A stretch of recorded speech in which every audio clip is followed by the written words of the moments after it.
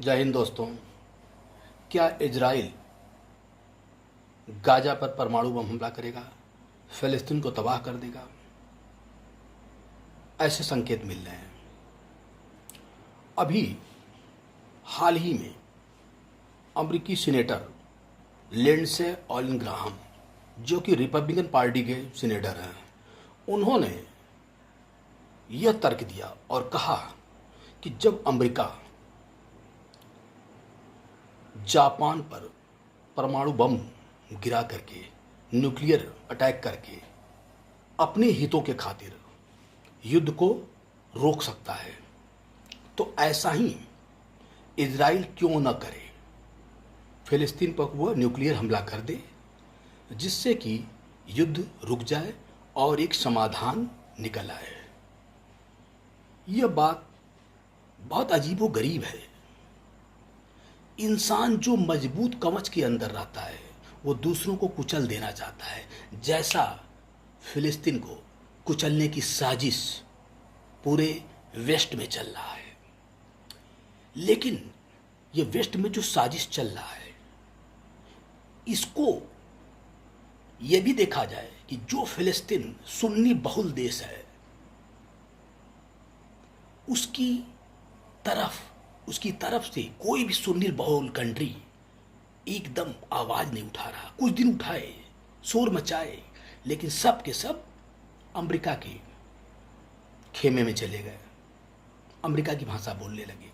नहीं बोल रहे हैं तो एक तरह से अंदर ही अंदर समर्थन भी कर रहे हैं। इसका एक उदाहरण मैं ये बता रहा हूँ कि अभी सऊदी अरबिया में एक फिलिस्तीन नागरिक जो था वो विरोध कर रहा था, समर्थन बत के अपने केवल फिलिस्तीन के झंडे को उठाया था, तो सऊदी अरबिया की पुलिस ने उसको घसीटते हुए ले गई।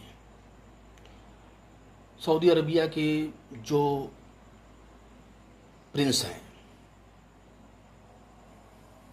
मोहम्मद बिन सलमान, बिन मतलब बेटा, वो सलमान के बेटे हैं मोहम्मद। उन्होंने सख्ती से कह रखा है कि कोई भी फिलिस्तीन का विरोध हमारे ज़मीन पर नहीं होगा। सऊदी अरबिया सुन्नियों का एक बहुत ही मजबूत देश है। अगर कोई थोड़ा बहुत आवाज़ उठा रहा है, वो खुल करके उठा रहा है, वो ईरान है, जो कि एक शिया बहुल है, जबकि फ़िलिस्तीन में शिया नहीं है, टोटल सुन्नी मुसलमान है। और सुन्नी जो दुनिया में बहुत बड़ी आबादी में है, एक तरीके से किनारा कर लिया है। लेकिन यहाँ सुन्नी और शिया की बात नहीं है, ना यहाँ मुस्लिम या किसी और धर्म की बात है, यहाँ मानवता की बात है। वह वेस्ट, वह अमेरिका जो दुनिया को संदेश देता है मानवाधिकारों का, अपने को हिमायती बताता है, बोलता है वन, दुनिया में कोई अगर सुपर पावर है तो अमेरिका है। अगर उसके देश के लोग अगर यह कहें कि किसी भी समस्या का समाधान एटॉम बम है, न्यूक्लियर बम है, तो कितना ये दुनिया कितनी दहशत में है। एक बार रसिया कह रहा है यूक्रेन के लिए, तो यह कह सकते हैं कि रसिया अगर कहा जाए तो रसिया में व्लादिमीर पुतिन एक डिक्टेटर की तरह है, और एक डिक्टेटर ऐसा कह सकता है। लेकिन यूएस, अमेरिका तो डेमोक्रेटिक है, और वहाँ डेमोक्रेटिक पार्टी का ही राज चल रहा है। डेमोक्रेटिक पार्टी के जो बाइडन ने किया क्या है, बस लास्ट में जब इतने कत्लेआम हो गए, करीब 40,000 फिलिस्तीन मार दिए गए, तब जाकर के कुछ मीडियम साइज के जो कि बॉम्ब हैं उनका खेप रोका है। ये चाहते तो बाइडन शुरू में भी कर सकते थे। क्यों किया? चुनाव आ रहा इसलिए। मुस्लिम वोट बैंक की राजनीति सारी दुनिया में है, मुसलमान ये देखता है, जानता है, लेकिन वह उसका शिकार बनता है। उसको शिकार बनने का, जैसे कि एक तरीके से वह अपने खिलाफ खुद के ही लोगों उसके, हमें तो ऐसा लगता है इस्लाम के खिलाफ इस्लाम के लोग ही लगे हैं। नहीं तो सऊदी अरबिया को खुल के विरोध करना चाहिए, लेकिन नहीं कर रहा, क्योंकि उसके अपने हित निहित हैं।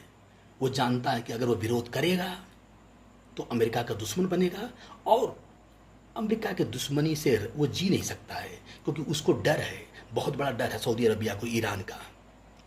ईरान जो है, यमन विद्रोहियों से उस पर हमले करवाता है जो सिया हैं। जब सिया सुन्नी ही लड़ रहे हो तो तुम लोग इस्लाम के लिए क्या लड़ोगे? और इस्लाम के लिए तुम्हें मानवता के लिए लड़ना चाहिए।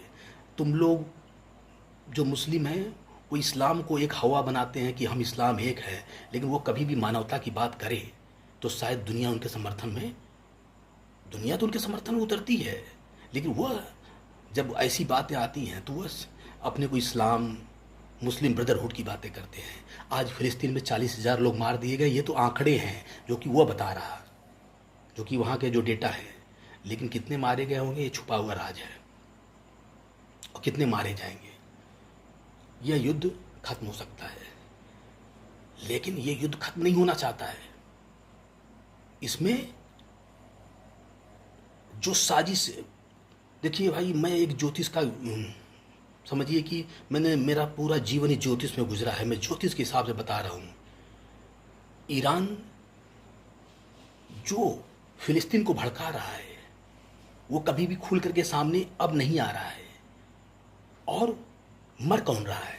सुन्नी मर रहे हैं। मरवा कौन रहा है? सिया मरवा रहा है। क्यों मरवा रहा है? क्योंकि भाई अपनी दुश्मनी निकाल रहा है। फिलिस्तीन में एक भी सिया नहीं है। वह हिजबुल्लाह को सपोर्ट करता है, वो इजराइल के खिलाफ। हिजबुल्लाह को वो अपना, समझिए कि हिजबुल्लाह को भी वो बर्बाद ही कर रहा है। सारा गलत खेल ईरान खेल रहा है। अगर ईरान जो है हमास को समर्थन करना बंद कर दे तो हमास जो है नॉर्मल पड़ जाए। भाई इजरायली बंधकों को छोड़ देगा हुआ।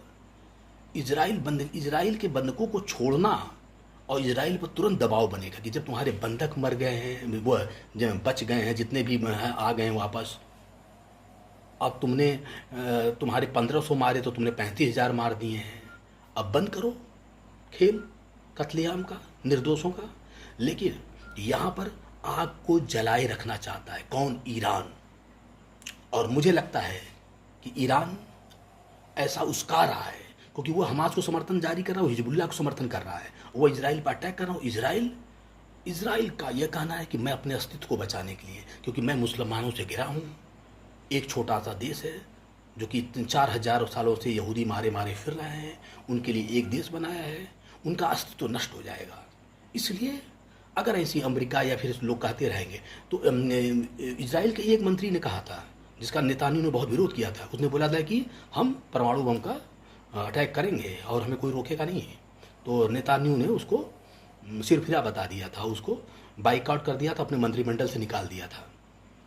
देखो, इजराइल एक डेमोक्रेटिक कंट्री है, डेमोक्रेसी वहाँ पर। इजराइल अगर जो कह रहा है उस पर दुनिया को मानना चाहिए, क्योंकि वह डेमोक्रेटी है, एक डेमोक्रेटिक लोकतांत्रिक देश है, और वह कभी भी झूठ नहीं बोलेगा। किस मामले में? क्योंकि वो इजराइल की कोई नेता में इतनी औकात नहीं है। इजराइल में एक बहुत ही अच्छा लोकतंत्र है जो अपने लोगों का विरोध करते हैं। इजराइल दुनिया में जिस भी मुस्लिम कंट्री से लड़ा है सब पर जीता है आज से, जब से बना इजराइल। लेकिन वो हिजबुल्लाह से हारा था। हिजबुल्लाह से हारा था। क्यों हारा था? वो इसलिए हारा था हिजबुल्लाह से इजराइल, क्योंकि इजराइल की जनता ने वहाँ के शासन के खिलाफ खड़ी हो गई थी और बोली थी कि तुम हिजबुल्लाह के सामने हथियार डालो।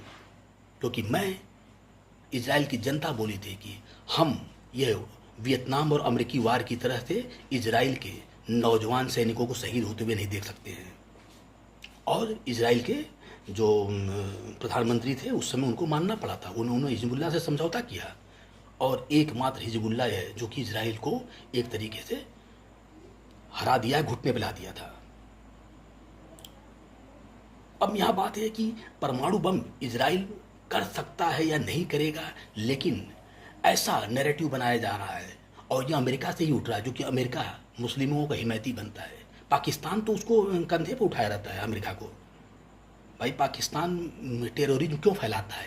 अमेरिका से जितना पैसा मिला, पाकिस्तान ने सारा पैसा हिंदुस्तान में कत्लेआम कराने में लगाया है, और वह पाकिस्तान केवल अमेरिकी पैसे से, अमेरिका के हाथों की कठपुतली रहे हैं जितने भी पाकिस्तानी प्राइम मिनिस्टर रहे हैं, और वही वहाँ पर हो रहा है।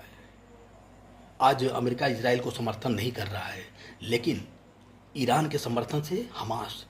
अब यहाँ पर क्या है, यहाँ मेन मकसद है ईरान जैसे शिया देश का कि वो सुन्नियों को मरवा दे, और कोई भी सुन्नी फिलिस्तीन के समर्थन में इस समय नहीं खड़ा हो रहा है, खड़ा भी नहीं होगा, क्योंकि सुन्नी जो है, जहाँ तक मेरा आंकड़ा है कि सुन्नी मुसलमान अब पढ़े लिखे हो रहे हैं और उनको ये समझ में आ रहा है कि पत्थर से या पहाड़ से सिर टकराने से खुद का सिर फूटेगा। जय हिंद दोस्तों, मेरा यही विचार था और मेरा ये कहना है कि मुसलमानों को चेतना चाहिए, सोचना चाहिए।